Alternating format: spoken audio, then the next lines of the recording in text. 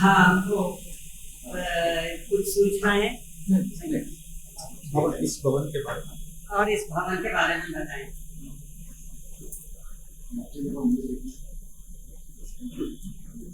అందరికీ నమస్కారం। ఈ భవనంతో 1997 నవంబర్ నుంచి ఒక సేవాభారతికి అత్యంత అనుబంధంగా ఉంది। 97 నవంబర్లో కీర్తిశేషులు బడబడేజీ వారు ఉంటున్న ఇంటిలో ముందు భాగాన్ని సేవాభారతి కార్యాలయం కింద ఇవ్వడం జరిగింది।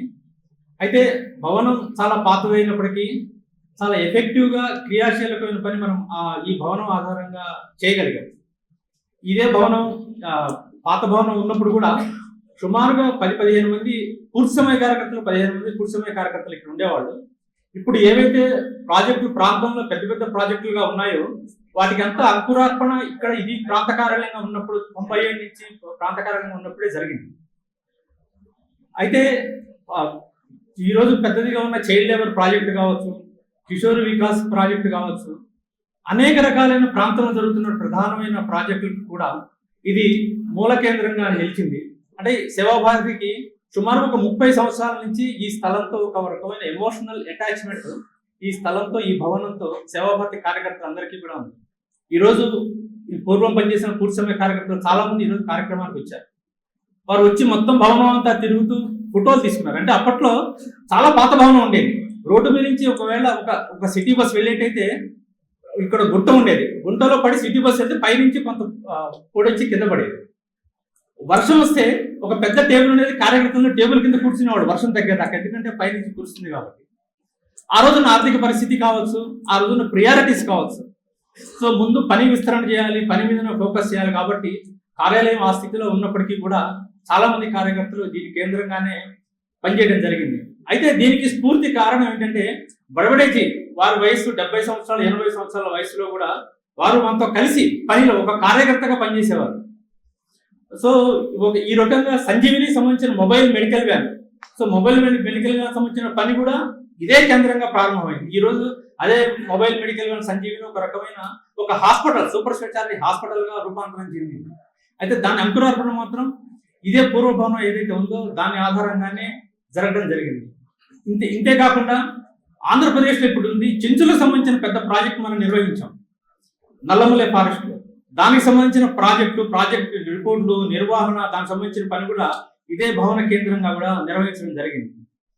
అందులో భాగంగా బడబడేజీ కావచ్చు, ఇప్పుడున్న మంజుషక్క కావచ్చు, మహేష్ జీ కావచ్చు, మా అందరితో కలిసి తోటి కార్యకర్తలాగా పనిచేస్తూ భవనం ఎలా ఉంది, వసతులు ఎలా ఉన్నాయి నిమిత్తం లేకుండా కేవలం పని మీదనే దృష్టి పెట్టి దీన్ దయాళ్ సేవా సమితి పేరుతో ఒక సేవా ట్రస్ట్ను ప్రారంభించి దాని కేంద్రంగా నింబోలేట చుట్టుపక్కల ఉన్న సేవా బస్తీల్లో సుమారు 12 సేవా బస్తీల్లో సేవా కార్యక్రమాలు 1997 తర్వాత ప్రారంభమైనాయి। అయితే ఇక్కడ ఈ భవనం సేవాభారతికి ఇచ్చిన తర్వాత ఎస్పెషల్లీ బర్కత్పుర భాగ్లో చుట్టుపక్కల సేవా బస్తీల్లో వైద్యం కావచ్చు, విద్య కావచ్చు, స్వావలంబన సంబంధించిన అనేక విషయాల్లో ఈ భవనమే సేవాభారతి సేవా కార్యాలకు స్ఫూర్తి అయింది, కేంద్రం కూడా అయింది, పైకి కూడా కేంద్రం జరిగింది। అయితే ఇందులో భాగంగా బడబడేజీ యొక్క వారసత్వాన్ని పునికిపుచ్చుకొని మంజుషక్క కావచ్చు, మహేష్ జీ కూడా కావచ్చు, వారు ఆర్బీఐలో ఆఫీసర్ అయినప్పటికీ కూడా సేవాభారతి మామూలు సాధారణ కార్యకర్తలతో కలిసి పనిచేయడం జరిగింది। అయితే వారు ఎంత ఇదిగా పనిచేశారంటే బడబడేజీ కూడా ఎంత నియమాలు కావచ్చు, వారి యొక్క రియలిస్టిక్ వ్యూలతో పాటు పనిచేసేవారు। అయితే వారు చనిపోయిన తర్వాత కూడా వారి దేహదానం కూడా చేయించారు తర్వాత। సో అంత్యక్రియలు ఏం తర్వాత దేహదానం అంటే గవర్నమెంట్ హాస్పిటల్కి వారి యొక్క శరీరం కూడా దానం చేయడం జరిగింది। అదే వారసత్వంలో భాగంగా ఈరోజు మంజుషక్క కావచ్చు, మహేష్ జీ కూడా కావచ్చు, వారి మరణానంతరం ఏదైతే వెనకాల పక్క స్థలం ఇంతవరకు సగం వరకే ఉండేది ముందు పక్క, ఆ వెనకాల స్థలం కూడా సేవాభారతి ఇవ్వటం వల్ల విస్తృత స్థాయిలో ఇందాక దుర్గారెడ్డి గారు కూడా మాట్లాడుతూ చెప్పారు పని చాలా విస్తరణ అయింది కాబట్టి దానికి సంబంధించిన పనికి అనుకూలమైన విధంగా భవనం నిర్మించుకోవడానికి అవకాశం దొరికింది। నేను అందరికీ పరిచయం చేసే దృష్టితో మంజుషక్కని మహేష్ జీని ఒకసారి లేచి నిలబడవలసి, మహేష్ జీ ముందుకు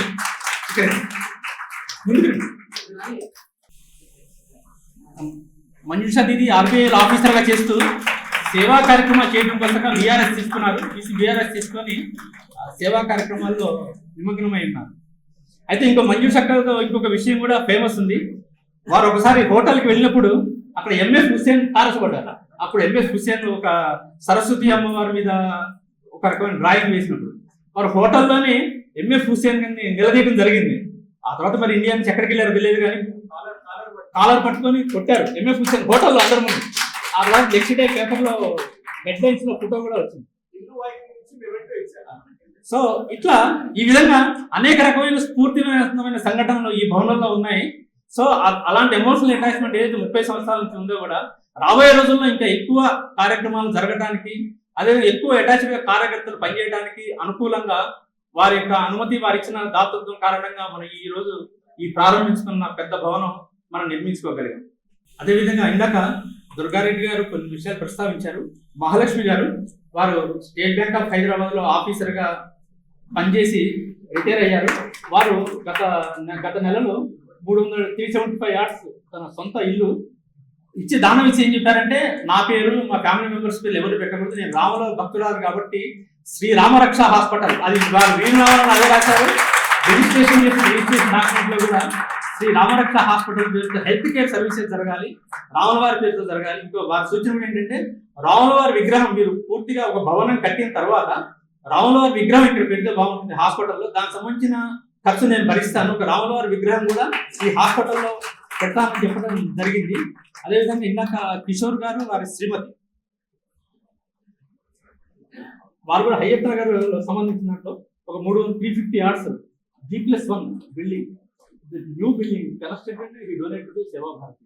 ఇప్పుడు సంచార జాతకు సంబంధించిన ఆవాసం నడుస్తుంది.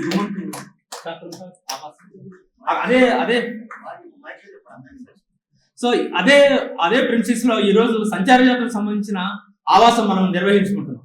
సువీర్జీ ప్రచారక్ ఉన్నారు, వారి కేంద్రం అక్కడే ఉంటుంది. అదేవిధంగా రాజేశ్వరి గారు కింద బహుశా స్థలం లేదు, కింద కూర్చున్నారు. వారు కూడా 375 యార్డ్స్ ఒక ప్రైమ్ ఏరియాలో ఒక బిల్డింగ్ ఇవ్వడం జరిగింది. వారు స్కూల్ టీచర్, వారి స్కూల్లో సంఘస్థానం జరుగుతున్న కారణంగా వారు శాఖ చూసి చాలా మందిని అడిగి ఎక్కడ కరెక్ట్ సేవా కార్యక్రమం జరుగుతుంది ఎంక్వైరీ చేసిన తర్వాత వారు రామకృష్ణ మఠకి వెళ్ళారు, జిఎస్ స్వామి, రకరకాల చోట్లకి వెళ్ళారు. తర్వాత వారి స్కూల్లో సంఘ శాఖ జరుగుతున్న కారణంగా సంఘ కాంటాక్ట్ లోకి ఇచ్చి తర్వాత వారు సేవా భారతి భవనం ఇచ్చారు. ఈ రోజు GDA జనరల్ డ్యూటీ అసిస్టెంట్ పేరుతో ఇంతవరకు ఒక అమ్మాయిలకు 600 మంది అమ్మాయిలకు మనం ప్రశిక్షణ ఇవ్వటం జరిగింది. అదేవిధంగా నేరేడుమెట్లో శంకర నిలయం అని ఈ రోజు సంచార జాతుల యొక్క ఆవాసం నిర్వహించబడుతున్నాం. వారి అబ్బాయి ఉన్నారు ఫణికుమార్ గారని, వారు 600 యార్డ్స్ లో ఒక బిల్డింగ్ మనకి డొనేట్ చేశారు.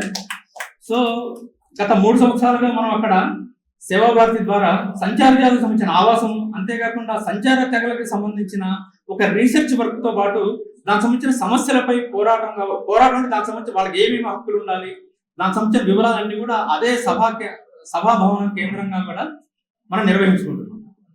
इस भवन के निर्माण में जिन्होंने हमको शुरुआत से अब तक सहायता किया है और जो रोज यहाँ रहते थे और देखरेख करते थे, उनका सम्मान हम करना चाहते हैं. श्री मालकोंडैया जी, मुकुंदा जी से अनुरोध है कि वे मालकोंडैया जी का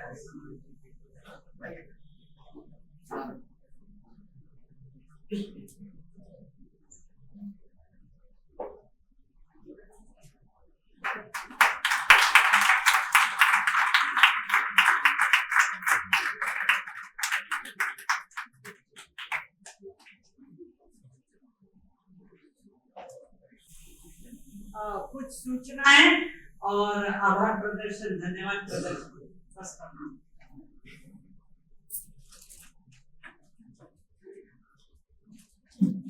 సేవా భారతి రాబోయే రోజుల్లో 2 ముఖ్యమైన కార్యక్రమాలు ఉన్నాయి. దాని యొక్క వివరాలు తెలియజేస్తాను.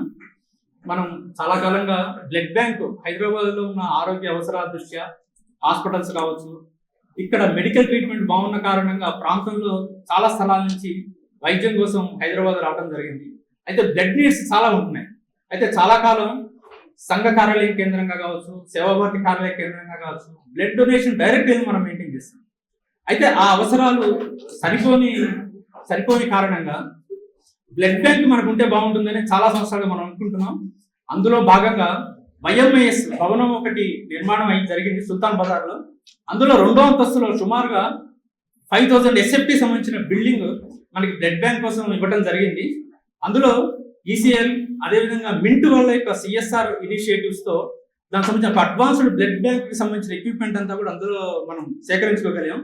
సంఘ శతాబ్ది సందర్భంగా ఆ బ్లడ్ బ్యాంక్ మనం ప్రారంభించాలనే ఉద్దేశంతో Seva Bharati doctor Hedgewar blood centre పేరుతో గత వారమే రిజిస్ట్రేషన్ జరిగింది. దాని యొక్క ప్రారంభోత్సవ కార్యక్రమం మార్చి 29వ తేదీ ఉదయం జరుగుతుంది. దానికి సంబంధించిన ఆహ్వానాలు రాబోయే రోజుల్లో అందరికీ వ్యక్తిగతంగా ఇవ్వబడతాయి. సో ఈ విషయాన్ని మనందరం దృష్టిలో పెట్టుకున్న రాబోయే రోజుల్లో రక్తదానం కావచ్చు, రక్తం యొక్క రిసీట్స్ ప్లస్ డిస్పోజల్స్ రెండు కూడా మన రక్తదాన కేంద్రం ద్వారా రాబోయే రోజుల్లో మనం నిర్వహించబోతున్నాం. అంతేకాకుండా మనందరికీ అందరికీ తెలిసిన విషయమే, పరమపూజ్య డాక్టర్ జీ యొక్క పూర్వీకుల గ్రామం ఏదైతే కందుకుర్తి ఉందో అందులో పరమపూజ్య డాక్టర్ జీ స్ఫూర్తి కేంద్రం ఒకటి నిర్మాణం జరిగింది. దాని యొక్క ఉద్ఘాటన కార్యక్రమం ఏప్రిల్ 11 సాయంత్రం పరమపూజ్య సరసంఘ చాలకి మాన్య మోహన్ జీ భాగవత్ వారి చేతుల మీదుగా ఏప్రిల్ 11 సాయంత్రం 6 గంటలకి కందుకుర్తిలో ఒక భవనం ఉంటుంది. అది అందులో ఒక స్ఫూర్తివంతమైన భవనం. అది డాక్టర్ జీ యొక్క జీవిత చరిత్ర కావచ్చు, భారత్ మాత విగ్రహం, అలా వారి యొక్క జీవిత సంబంధించిన అనేక ఘట్టాలు కూడా ఆ భవనంలో నిక్షిప్తం చేయబడి ఉంటాయి. సో మనందరికీ అది స్ఫూర్తి కేంద్రం కాబట్టి రాబోయే రోజుల్లో మనం దర్శించుకోవాల్సిన అవసరం ఉంటుంది. ఏప్రిల్ 11 సాయంత్రం 6 గంటలకి ఆ భవనం యొక్క ఉద్ఘాటన కార్యక్రమం ఉంటుంది.